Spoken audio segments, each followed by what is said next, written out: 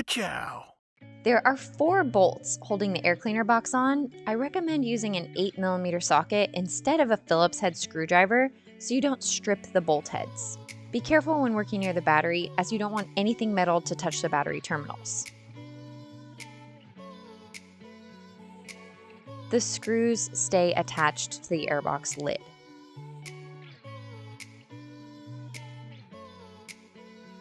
Gently lift up on the airbox lid so you can inspect the air cleaner element and replace it if necessary.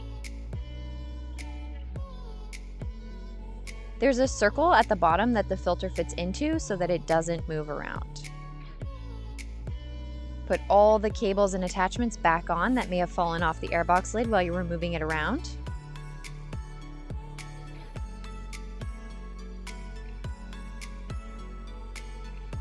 Tighten the bolts down just a hair past hand tight, which is about 5 to 7 foot-pounds. And congratulations! You saved yourself from paying someone else to do this for you. Let me know how it went and if you have any questions. If you found this video helpful, please like, comment, and subscribe below so we can help other people find this video. You can also find other helpful tips and tricks on my Instagram, Facebook, TikTok, and LinkedIn at Girlie Garage.